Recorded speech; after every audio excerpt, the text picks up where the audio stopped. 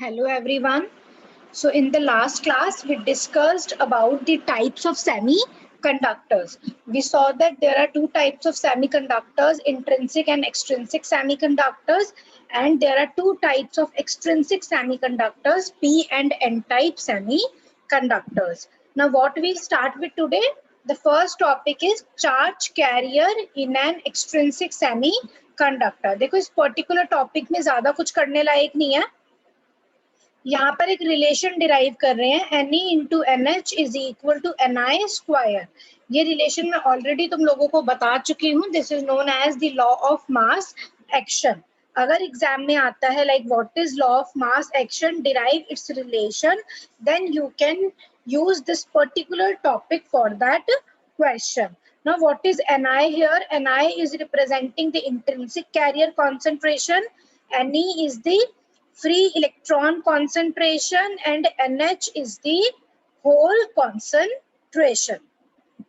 Now इसमें ज्यादा कुछ नहीं है, मैं समराइज्ड वे में ये चीज समझा रही हूँ. देखो ये क्या कहता है, charge carrier in an extrinsic semiconductor. We have two types of semiconductors, P and N type. कैसे बनते हैं ये? P type semiconductors बनाने के लिए हम intrinsic semiconductors को डोप करते हैं with trivalent impurities. Then N type बनाने के लिए हम intrinsic semiconductors को डोप करते हैं with pentavalent impurities. Pentavalent impurity atoms को हम donor atoms कहते हैं. Since they have 5 valence electrons, so they can easily donate the 5th electron. Similarly, जो हमारी ट्राइवेलेंट इम्प्योरिटी एटम्स होते हैं उनको हम एक्सेप्टर एटम्स कहते हैं. Since their valence electrons they are 3, so it can accept 1 electron. ठीक है. And we know in an n-type semiconductor the majority charge carriers are electrons, while in a p-type semiconductor the majority charge carriers are holes. But what happens at equilibrium? At equilibrium what happens, जो मैंने already भी बताई थी ये चीज जब हम intrinsic पढ़ रहे थे, कि जो rate of production of new charge carrier होता है that is equal to the rate of their destruction. That means rate of recombination is equal to the rate of production at equilibrium. जब rate of production जो है नए electron hole pair बनने के या नए इलेक्ट्रॉन्स और नए होल्स बनने के वो इक्वल हो जाता है to the rate of recombination. मतलब जो नए इलेक्ट्रॉन होल पेयर जनरेट हुए थे वो फिर से रिकम्बाइन हो जाएंगे. दैट मीन्स जो फ्री इलेक्ट्रॉन है वो ऑक्यूपाई कर लेगा वैकेंसी को. जो वैकेंसी है because of the removal of electron from that location. ये जो वैकेंसी क्रिएट हुई है इसको होल कहते हैं. जब इलेक्ट्रॉन जो है फिर से किसी और इलेक्ट्रॉन की पोजीशन ऑक्यूपाई कर लेगा, then that represents a recombination of electron and hole. ठीक है. तो इक्विलिब्रियम में क्या होता है, rate of recombination of holes and electrons. Let's say the rate of recombination is represented by capital R, that is directly proportional to the rate of production. Rate of recombination is directly proportional to the rate of production of electron hole pair. ठीक है. तो R is directly proportional to Ne into NH, where Ne is the electron concentration, NH is the hole concentration. तो electron hole pair बन रहा है, मतलब एक electron भी प्रोड्यूस हो रहा है और एक होल भी प्रोड्यूस हो रहा है. So if I remove this proportionality sign, then it will become R is equal to K into Ne into NH, where K is the proportionality constant. And we know for an intrinsic semiconductor, Ne जो है NH के equal होता है, which is equal to intrinsic concentration, which is Ni.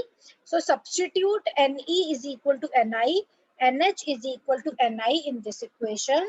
So what we get, R is equal to K into Ni square. So when I equate these two equations, I get Ne into NH is equal to Ni square. Now this relation is known as the law of mass action, which is a very important equation in semiconductor physics. Here Ni is representing the intrinsic carrier concentration or the number density of the intrinsic charge carrier. Ne is representing the free electron concentration or the number density of free electrons.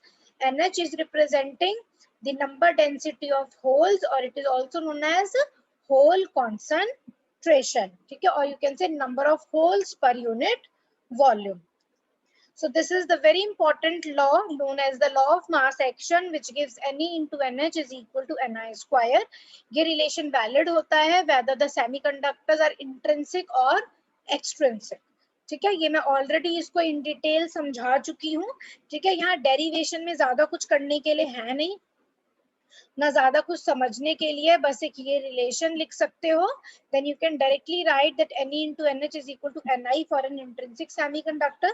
जितने electrons होते हैं उतने ही holes होते हैं. ठीक है, so by equating these two equations we can directly get this relation. Now next is the carrier mobilities and electrical resistivity of semiconductors. Now this topic is important from your examinations point of view. इसमें हम क्या करेंगे, एक particular semiconductor हम consider करेंगे, फिर उस semiconductor की हम रेजिस्टिविटी एंड देन कंडक्टिविटी निकालेंगे. ठीक है, रेजिस्टिविटी एंड कंडक्टिविटी के एक्सप्रेशन डिराइव करेंगे and this is important. So for this what we'll consider a block of semiconductor. ये जो हमारे पास रेक्टेंगुलर ब्लॉक बना हुआ है 3 डायमेंशंस में, इसको हम सेमीकंडक्टर कंसीडर कर रहे हैं, जिसकी जो लेंथ है वो L है. ये 1 नहीं है, दिस इज L. इसकी जो लेंथ है वो L है. एरिया ऑफ क्रॉस सेक्शन जो है इसका कैपिटल A है. लेट्स से जो हमारा सेमीकंडक्टर है उसमें जो इलेक्ट्रॉन कॉन्सेंट्रेशन है that is given by Ne, और उस सेमीकंडक्टर में जो होल्स प्रेजेंट है उसकी कॉन्सेंट्रेशन है NH. सो Ne हमारा है number density of free electrons, NH हमारा है number density of holes.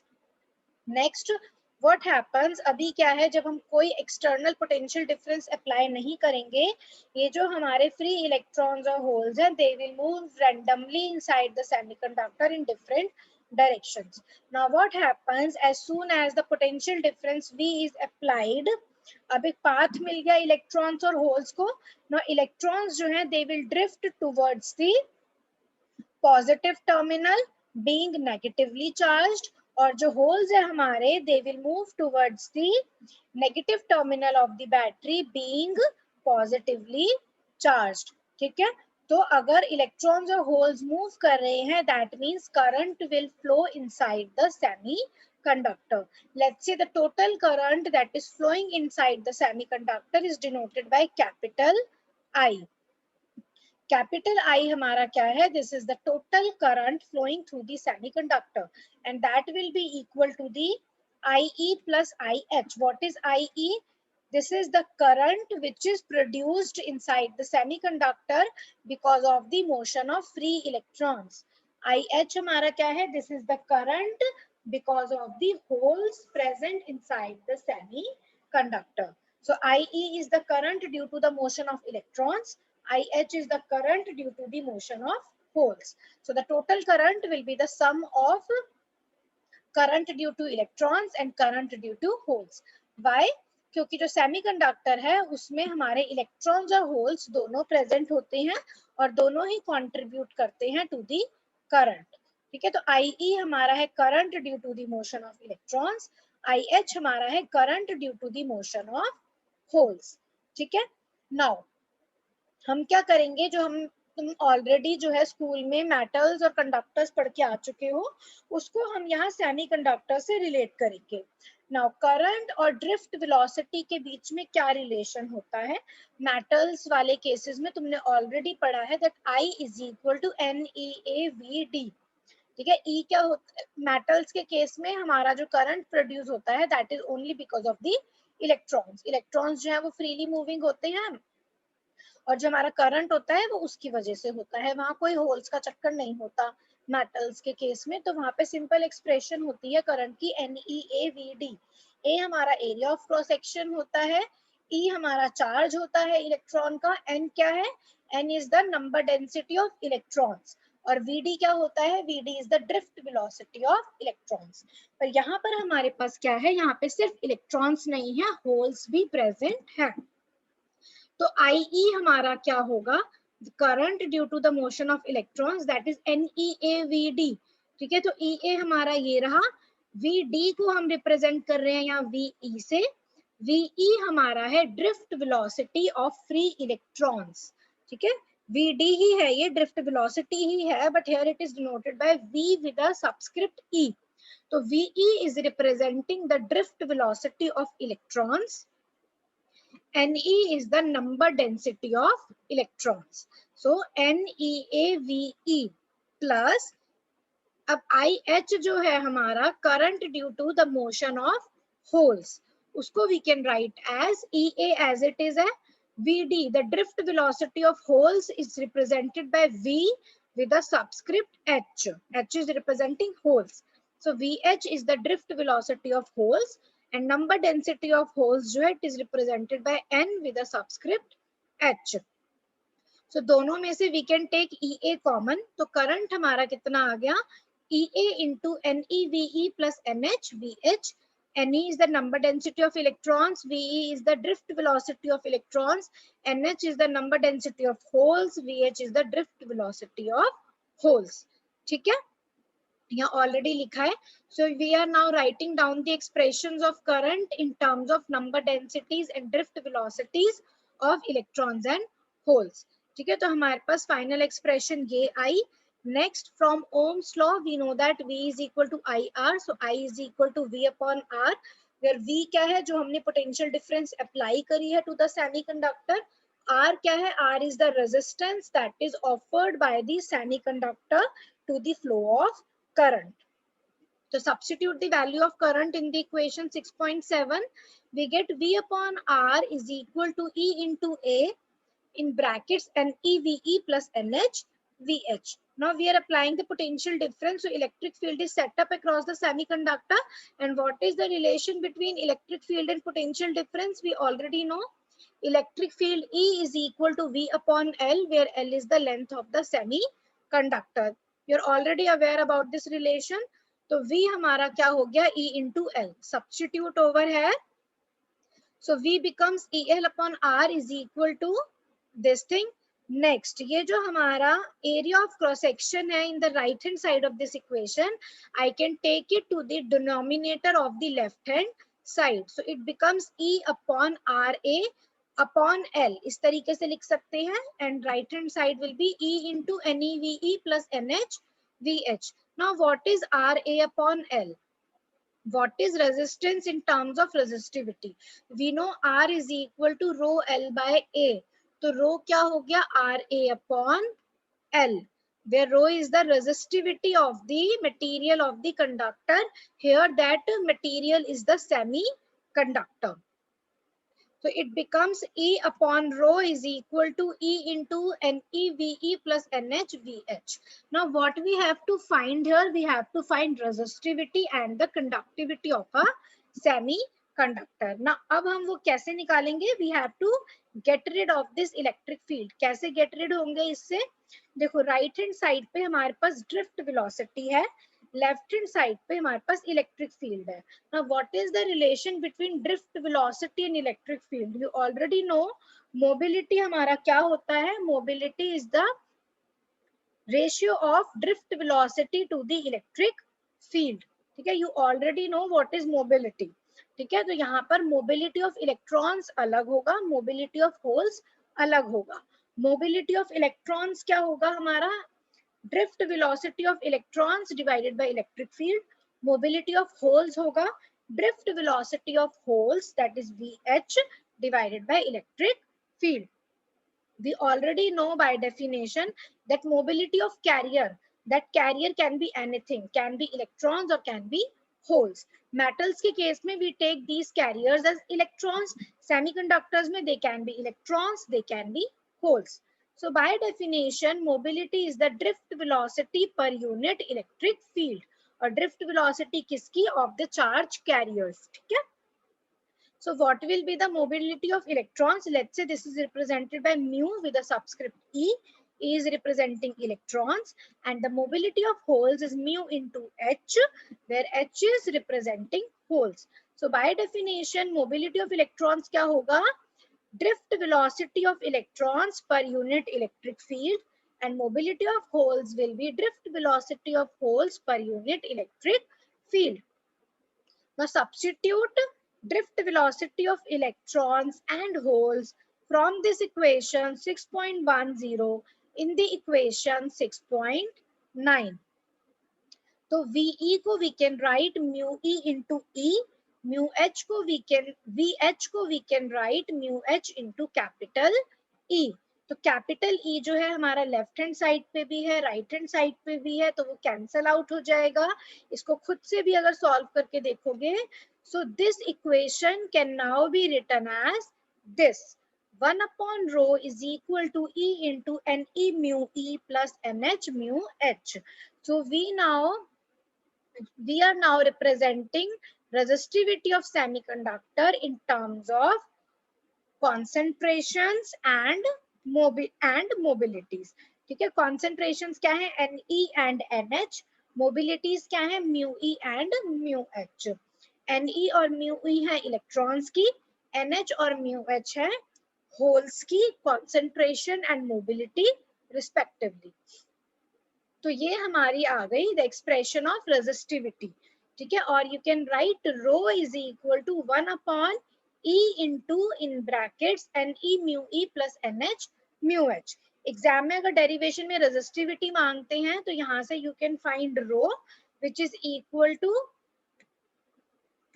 1 upon this whole term E into then in the bracketed term NE mu E plus NH mu H. ठीक है, now what is the conductivity of the semiconductor? We know conductivity is inversely proportional to resistivity.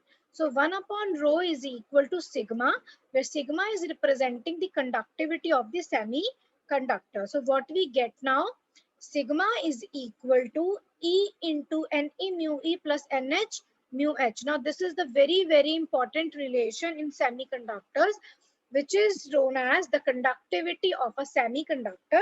So from this equation we can say that conductivity semiconductor की किस पर depend कर रही है?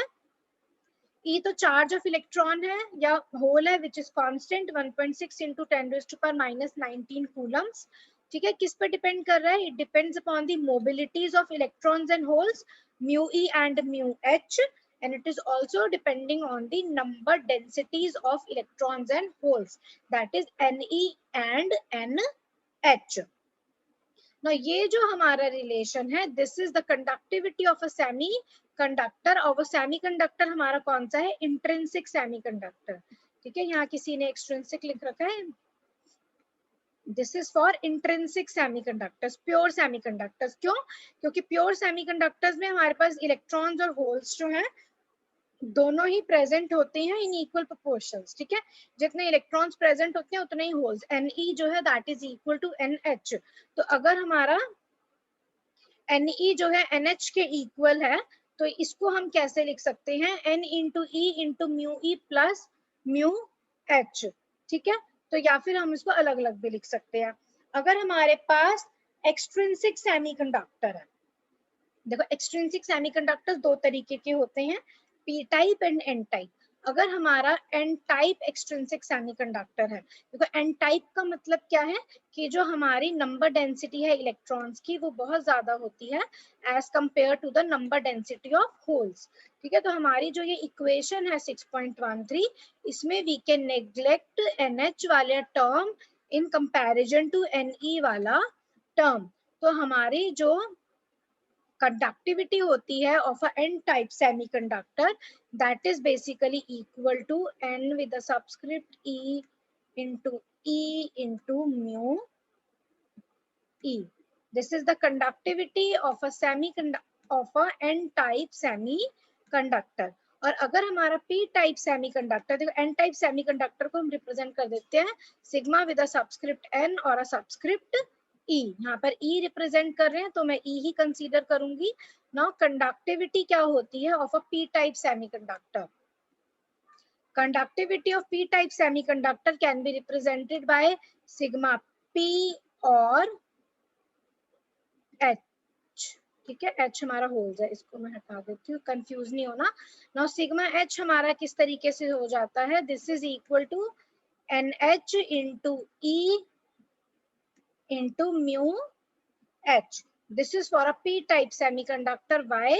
Because we know for a p-type semiconductor जो हमारा NH होता है, it is very greater than Ne. So we can neglect this first term in comparison to this second term. तो ये हमारा जो है एक्सप्रेशन होता है कंडक्टिविटी का. अब इसको एक बार दोबारा सुन लो ताकि समझ में आए. What we are doing here, we are considering a semiconductor. ये सेमीकंडक्टर कुछ भी हो सकता है, इंट्रिंसिक भी हो सकता है, एक्सट्रिंसिक भी हो सकता है. ठीक है. इस सेमीकंडक्टर में जब हमने एक्सटर्नल पोटेंशियल अप्लाई करी तो करंट जो है वो फ्लो होगा because of the motion of electrons and holes as well. तो let's say total current is IE plus IH. फिर हम इस करंट के एक्सप्रेशंस को लिखेंगे in terms of drift velocity of electrons and holes by using the relation I is equal to NEA VD. Then we use Ohm's law, I is equal to V upon R. Then we use E is equal to V upon L. Then we use R is equal to rho L by A. Then after this, we'll use the expression that mobility is equal to drift velocity per unit electric field. So by using these expressions, finally we obtained the resistivity of a semiconductor denoted by rho, which is equal to 1 upon E into, in brackets, Ne into mu E plus Nh into mu H. If we know the resistivity, we can find the conductivity of a semiconductor because we know they both are inversely proportional to each other. So 1 upon rho is equal to sigma. So conductivity of a semiconductor comes out to be E into, in brackets, Ne into mu E plus Nh into mu H. तो ये हमारा expression है conductivity of a semiconductor in general. Semiconductor जो है intrinsic है या extrinsic है, in general हमने इस फॉर्म में लिख दिया. अब अगर वो इंट्रिंसिक सेमीकंडक्टर है तो इसमें we can put Ne is equal to NH. और अगर वो हमारा एक्सट्रिंसिक सेमीकंडक्टर है और एक्सट्रिंसिक में भी पी टाइप है या एन टाइप है, अगर हमारा एन टाइप सेमीकंडक्टर है उसमें वी नो जो नंबर डेंसिटी है इलेक्ट्रॉन्स की that is very large as compare to the number density of holes. Mobilities जो है उनमें इतना डिफरेंस नहीं होता. जो मेन डिफरेंस म्यू ई और म्यू एच में इतना डिफरेंस नहीं होता. जो मेजर डिफरेंस आता है वो आता है in the number densities. So for n-type, Ne is very greater than NH. So for n-type semiconductor, we can neglect this second term in comparison to the first. So the expression becomes Ne into E into mu E. Similarly, for a p-type semiconductor, number density of holes is very large as compared to the number density of electrons. So we can neglect the first term in respect to the second term. So for a p-type semiconductor, the conductivity becomes NH into E into mu H. यहाँ पर इस चीज का ध्यान रखना है. Ne है number density electrons की, NH है नंबर डेंसिटी होल्स की, E तो चार्ज है 1.6 into 10⁻⁻19 कूलम्स. mu E हमारा ड्रिफ्ट वेलोसिटी है इलेक्ट्रॉन्स की, mu H है हमारा ड्रिफ्ट वेलोसिटी ऑफ होल्स. ठीक है. तो कंडक्टिविटी जो है एन टाइप की उसको हम सिग्मा एन या सिग्मा ई से रिप्रेजेंट कर सकते हैं, और जो पी टाइप सेमीकंडक्टर की कंडक्टिविटी है that can be represented by sigma P और sigma H. And this is the general expression of the conductivity of a semiconductor. So as far as what we have seen now, ये थोड़ा unclear है, मैं इसको dictate कर देती हूँ. As the increase in temperature is concerned, the mobilities mu E and mu H, they are not much affected by it, but the number densities Ne and NH definitely increase quite much with it.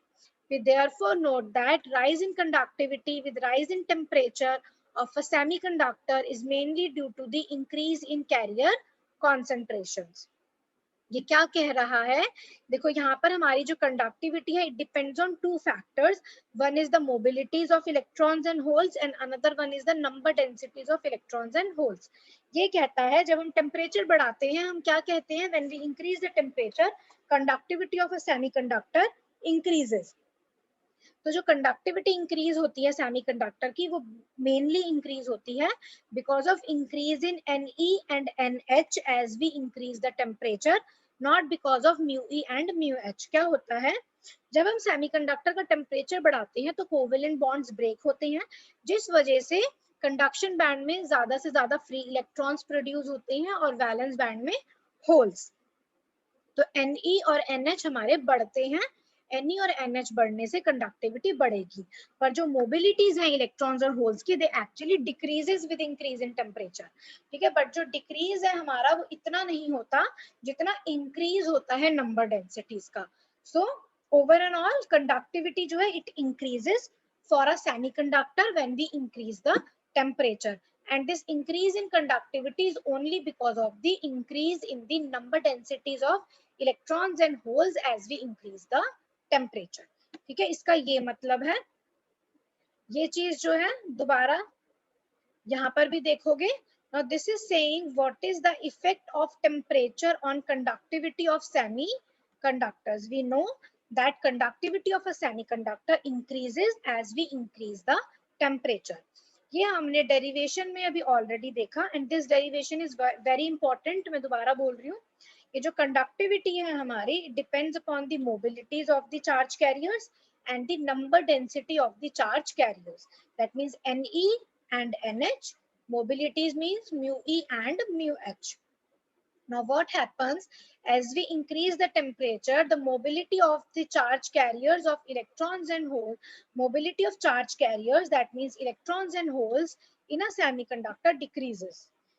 क्यों decrease होता है? क्योंकि जैसे जैसे हम temperature बढ़ाते हैं covalent bonds break होते हैं, नए नए इलेक्ट्रॉन्स और होल्स जो है वो जनरेट होते हैं, जिसकी वजह से जो नंबर डेंसिटी है इलेक्ट्रॉन्स की Ne वो भी बढ़ती है, और जो नंबर डेंसिटी है होल्स की वो भी बढ़ती है। अब जितने ज्यादा इलेक्ट्रॉन्स और होल्स हमारे होंगे in the vicinity of a semiconductor, उतना ही ज्यादा कोलिजन होगा। अगर कोलिजन बढ़ेगा तो जो इलेक्ट्रॉन्स और होल्स हैं उनकी वेलोसिटीज जो हैं वो घटेंगी।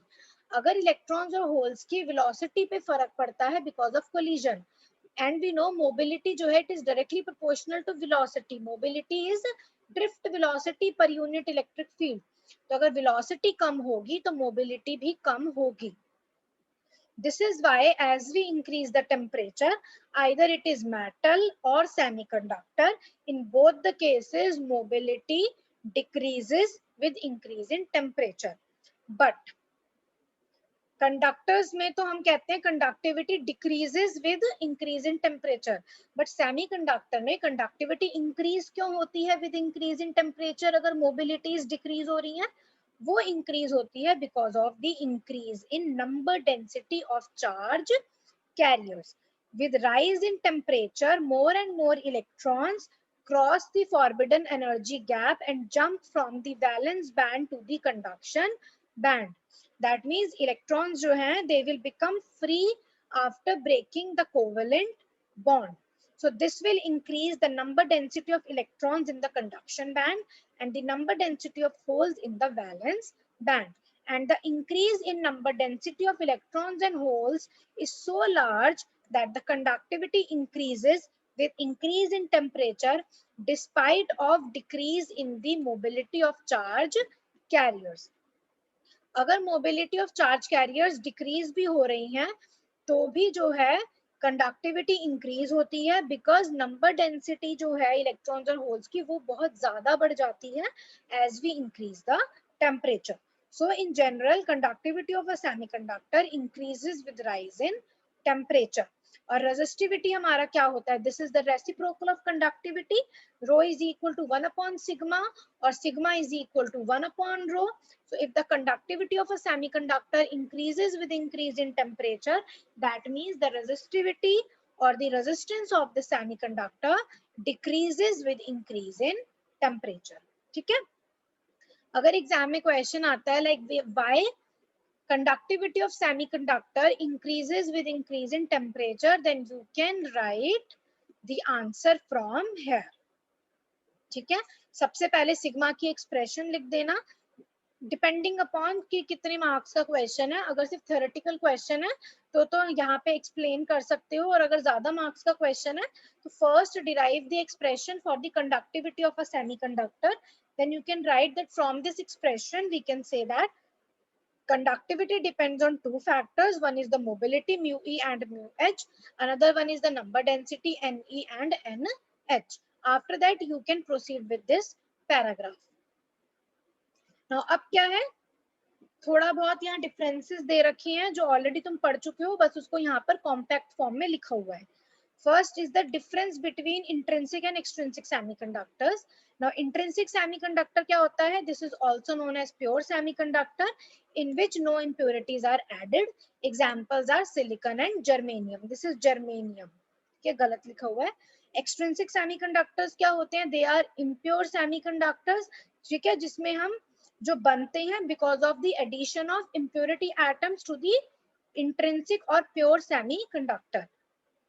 और जो इम्प्योरिटी एटम्स हम लोग ऐड करते हैं that can be arsenic, indium, antimony और बोरॉन. मतलब these impurity atoms it can be trivalent atoms और the pentavalent atoms.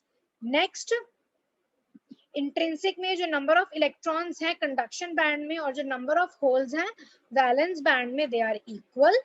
But extrinsic में क्या होता है? If we have N type semiconductor then the majority charge carriers are electrons. If we have a p-type semiconductor, then we have excess of holes. Next, जो conductivity है intrinsic semiconductor की, it depends upon the temperature. Temperature बढ़ेगा तो conductivity बढ़ेगी. Extrinsic में जो conductivity है it depends upon the temperature and the concentration of impurity atoms. देखो इसमें ऐसा क्यों लिखा है? जो एक्सप्रेशन है इन जनरल वो तो होती है n इंटू ब्रैकेट में, सॉरी, जो हमारी एक्सप्रेशन होती है इन जनरल वो क्या होती है कंडक्टिविटी की? E इंटू ब्रैकेट्स में Ne into mu E plus NH into mu H. Intrinsic semiconductor में Ne जो है NH के इक्वल होता है, तो हमारे पास it can come out of the bracket, तो हमारे पास सिग्मा क्या हो जाता है? N into E in brackets we have mu N plus mu H. तो कंडक्टिविटी जो है it is depending upon the temperature. जैसे जैसे टेम्परेचर बढ़ेगा उतने ही ज्यादा इलेक्ट्रॉन होल पेयर्स हमारे जनरेट होंगे, तो उतनी हमारी कंडक्टिविटी बढ़ेगी. इसमें क्या होता है हमारा इलेक्ट्रिकल कंडक्टिविटी जो है हमारी एक्सट्रिंसिक में टेम्परेचर पे डिपेंड करती है और कॉन्सेंट्रेशन पे भी डिपेंड करती है कि हमारा जो सेमीकंडक्टर है वो एन टाइप है या पी टाइप है. अगर एन टाइप है तो Ne ज्यादा होगा, पी टाइप है तो NH ज्यादा होगा, पर इंट्रिंसिक में Ne जो है NH के इक्वल होगा.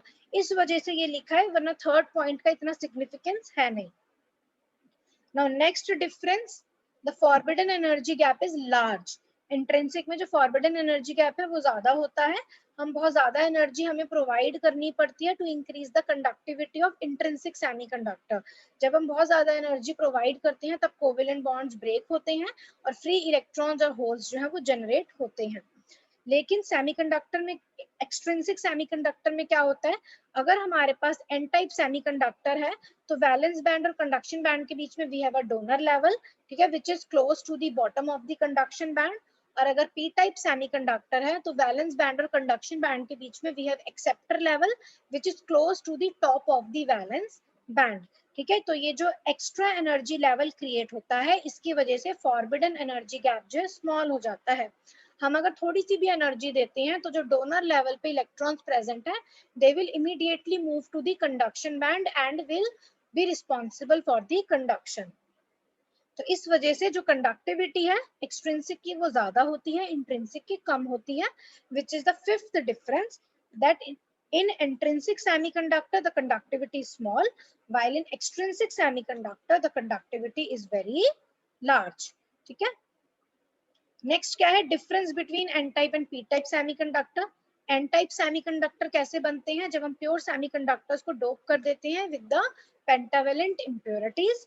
पी टाइप सेमीकंडक्टर कैसे बनते हैं? By doping the pure semiconductor with controlled amount of trivalent impurity atoms. N type semiconductor जो है उसमें जो हमारे इंप्योरिटी एटम्स होते हैं उनको हम डोनर एटम कहते हैं. Why? Because they donate one electron to the solid.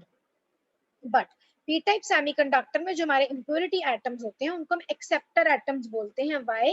Because उसके जो वैलेंसी है वो 3 होती है, इट कैन एक्सेप्ट 1 इलेक्ट्रॉन. ठीक है, नेक्स्ट एन टाइप सेमीकंडक्टर जो है उसमें ये मैं ऑलरेडी बता चुकी हूँ, जो नंबर डेंसिटी ऑफ इलेक्ट्रॉन्स है it is greater than the number density of holes.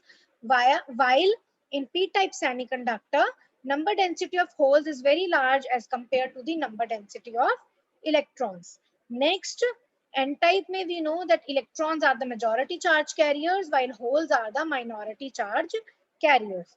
while in p-type semiconductors holes are the majority charge carriers and electrons are the minority charge carriers. ये सारे differences मैं already बता चुकी हूँ. यहाँ पे compact form में जो है ये एक टेबुलर फॉर्म में यहाँ पे लिखा हुआ है.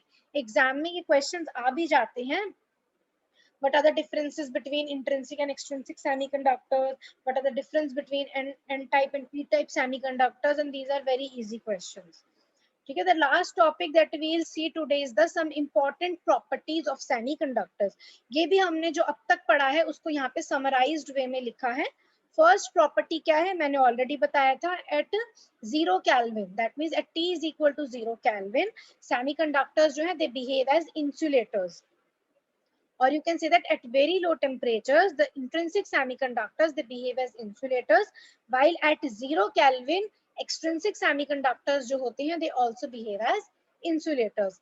Intrinsic semiconductors low temperature पे भी insulators की तरह behave करते हैं, क्योंकि at very low temperatures, intrinsic semiconductor में इतनी energy नहीं होती कि covalent bonds break होके extra free electrons और holes जो है generate हो सकें.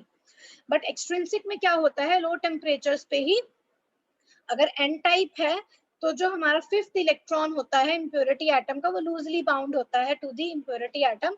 हल्की सी एनर्जी अगर मिलती है तभी वो इलेक्ट्रॉन जो है वो हमारा फ्री हो जाता है and will move to the conduction band and will be responsible for conduction. So we can say that at 0 Kelvin, semiconductors behave as insulators, and at low temperature, intrinsic semiconductors, they also behave as insulators. क्या होता है 0 Kelvin पे valence band और valence band जो है हमारा वो completely filled होता है, कंडक्शन बैंड जो है हमारा completely empty होता है, बीच में हमारे पास बैंड गैप होता है. ठीक है. जैसे ही इलेक्ट्रॉन्स को सफिशिएंट थर्मल एनर्जी मिलेगी, कोवेलेंट बॉन्ड ब्रेक होगा, इलेक्ट्रॉन्स जो है वो फ्री हो जाएंगे और कंडक्शन होगी. ठीक है. इंट्रिंसिक सेमीकंडक्टर्स जो है उनको एकदम प्योर बनाना बड़ा मुश्किल होता है. तो वी कैन से दैट अगर इम्प्योरिटीज जो है उसमें जो फॉरेन इम्प्योरिटीज हैं, ठीक है, दीज आर नॉट जो हम कंट्रोल्ड इम्प्योरिटीज जो हम डोप करते हैं एक्सट्रिंसिक बनाने की, उन इम्प्योरिटीज की बात की नहीं हो रही है. ये हमारी बात हो रही है जो भी फॉरेन एटम्स या कोई भी इम्प्योरिटीज प्रेजेंट है सेमीकंडक्टर में, if it is less than the intrinsic carrier concentration, then we can say that semiconductor जो है it is intrinsic semiconductor. Extremely pure intrinsic extremely pure semiconductor बनाना जो है वो बहुत मुश्किल होता है. नेक्स्ट क्या कहता है, कंडक्टिविटी जो है सेमीकंडक्टर की इंक्रीज हो सकती है अगर हम उसे डोप करें with a small quantity of suitable impurity. यानी किसी भी इम्प्योरिटी से डोप कर दो तो कंडक्टिविटी बढ़ जाएगी, ऐसा नहीं होगा. जो हम इम्प्योरिटी एटम्स यूज कर रहे हैं that should be either trivalent और पेंटावेलेंट. नेक्स्ट हमारे पास two types of extrinsic semiconductors होते हैं, N type and P type. N type में इलेक्ट्रॉन्स मेजॉरिटी चार्ज कैरियर्स होते हैं, होल्स माइनॉरिटी. पी टाइप में होल्स मेजॉरिटी चार्ज कैरियर्स होते हैं और electrons minority. Next, both n type and p type semiconductors are electrically neutral. ये मैंने last class में ऑलरेडी बताया था. चाहे हमारा सेमीकंडक्टर इंट्रिंसिक हो चाहे एक्सट्रिंसिक हो, as a whole it will remain electrically neutral. N type और पी टाइप में जैसे हमारा अगर एन टाइप सेमीकंडक्टर है उसमें जो इलेक्ट्रॉन्स का जो एक्स्ट्रा नेगेटिव चार्ज क्रिएट हो रहा है वो किससे काउंटर बैलेंस होगा, वो बैलेंस होगा by the positive charge on the donor atom. Similarly P type semiconductor में जो होल्स का एक्स्ट्रा पॉजिटिव चार्ज है क्योंकि उनकी मेजॉरिटी ज्यादा है इलेक्ट्रॉन से, तो वो जो एक्स्ट्रा पॉजिटिव चार्ज है वो काउंटर बैलेंस होगा by the negative charge on the impurity atoms. Next, semiconductors में इलेक्ट्रॉन मोबिलिटी जो है it is large as compare to hole mobility. हमारा जो सेमीकंडक्टर होता है उसमें जो इलेक्ट्रॉन मोबिलिटी होती है वो ग्रेटर होती है देन दी होल मोबिलिटी. ज्यादा डिफरेंस नहीं होता, हल्का डिफरेंस होता है. Next, electron and hole mobilities, ये हमने जस्ट अभी देखा. सेमीकंडक्टर्स में it decreases as we increase the temperature which is the same case as in metals. While the conductivity of semiconductors increases with increase in temperature, and this increase is mainly due to the increase in carrier concentration with the increase in temperature. जो semiconductors की conductivity बढ़ती है वो because of the increase in carrier concentration बढ़ती है with the temperature, not because of the any other factor. जैसे जैसे हम टेम्परेचर बढ़ाएंगे जो हमारे चार्ज कैरियर कॉन्सेंट्रेशंस हैं इलेक्ट्रॉन्स और होल्स की वो बढ़ेंगी, उनके बढ़ने की वजह से कंडक्टिविटी बढ़ती है. ऑल्दो मोबिलिटी कम होती है, कंडक्टिविटी मोबिलिटी पे भी डिपेंड करती है, बट कम मोबिलिटी इतनी नहीं होती जितना चार्ज कैरियर कॉन्सेंट्रेशन बढ़ती है. सो over and all conductivity increases with increase in temperature, which is because of the increase in carrier concentration of electrons and holes. Now this last point 9, what does it say? It says that suppose मेरे पास ये एक valence band है, ये conduction band है, ठीक है. तो electrons को वैलेंस बैंड से कंडक्शन बैंड में जाने के लिए मिनिमम कितनी एनर्जी चाहिए? The energy of this forbidden band gap Eg. Valence band से कंडक्शन बैंड में जाने के लिए इलेक्ट्रॉन को कम से कम इतनी एनर्जी चाहिए. इससे ज्यादा एनर्जी भी मिलेगी तो भी इलेक्ट्रॉन जो है वो जा सकता है, बट इससे कम एनर्जी नहीं होनी चाहिए. जो हम एक्सटर्नल एनर्जी प्रोवाइड कर रहे हैं that should not be less than Eg, that can be greater than equal to Eg, where Eg is the energy of the forbidden band gap. Now what happens जब हम photons जो है उनको incident करेंगे on any semiconductor जिसकी energy है h nu and this h nu is greater than Eg, ठीक है. जब हम ऐसी लाइट जो है उसको फॉल करा रहे हैं किसी भी सेमीकंडक्टर में, लेट्स से इंट्रिंसिक सेमीकंडक्टर में, जिस की एनर्जी जो है वो ज्यादा है as compare to the energy of the band gap. h nu क्या है? This is the energy of a photon, ठीक है. लाइट जो है it is made up of photons, तो हर एक फोटोन जो है उसकी एनर्जी h nu होती है. ये आई होप तुम लोग को पता है. The nu is the frequency of the photon. h nu जो है जब वो ग्रेटर होगा than the energy of the band gap, then what happens जो इलेक्ट्रॉन्स प्रेजेंट है वैलेंस बैंड में it will absorb this energy, ठीक है. and with the help of this energy the covalent bond will break and these free electrons will jump from the valence band to the conduction band, thus creating electron hole pairs, ठीक है. तो इस वजह से क्या होगा, हमारी जो चार्ज कैरियर कॉन्सेंट्रेशन है इलेक्ट्रॉन्स और होल्स की वो बढ़ जाएगी. ठीक है. we will have now more number of free electrons in the conduction band and more number of holes in the valence band. So because of this conductivity of a semiconductor is increased. So जब हम कोई भी light जो है उसको incident करेंगे जिसकी energy band gap energy से ज्यादा है तो क्या होगा, चार्ज कैरियर कॉन्सेंट्रेशन बढ़ेगी जिस वजह से कंडक्टिविटी जो है सेमीकंडक्टर की बढ़ेगी. इस प्रॉपर्टी को हम बोलते हैं फोटो कंडक्टिविटी. देखो नाम से ही पता चल रहा है photo. Photo means photons, photons means light. Light या फोटॉन्स की वजह से सेमीकंडक्टर की कंडक्टिविटी का बढ़ना is known as photo conductivity. जो हम एनर्जी प्रोवाइड कर रहे हैं वो हम एनर्जी प्रोवाइड कर रहे हैं in the form of light, in the form of photons जिसकी एनर्जी ग्रेटर है बैंड गैप एनर्जी से. इस वजह से जो कंडक्टिविटी है वो इंक्रीज हो रही है because of the increase in charge carrier concentration.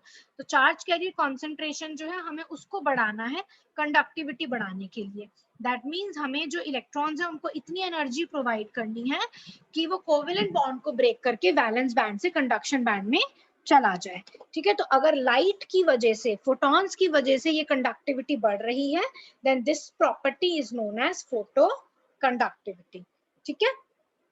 और इस टाइप के जो सेमीकंडक्टर्स होते हैं जिनकी कंडक्टिविटी बहुत ज्यादा होती है, the semiconductors which have very large conductivity, उनको हम यूज करते हैं टू मेक LDRs. LDR हमारे क्या होते हैं, लाइट डिपेंडेंट रेजिस्टर्स. ठीक है. ये जो LDRs जो होते हैं इनको हम यूज करते हैं ऑटोमेटिक स्ट्रीट लाइट्स वगैरह में. ठीक है. जहाँ पे इसको मैं आगे भी बताऊंगी जब हम पढ़ेंगे कि फोटो डायोड्स क्या होते हैं, सोलर सेल्स क्या होते हैं, वहां पर मैं LDRs का जो है तुम्हें थोड़ा सा एक इंट्रोडक्शन भी दे दूंगी. ठीक है, तो ये जो LDRs हैं basically they work on the property of photo conductivity. So from the next class onwards, we'll start with Hall effect, and then we'll see the different types. Then we'll see PN junction, then forward bias and reverse bias PN junctions, and so on. Okay, so in the next class, we'll study the Hall effect.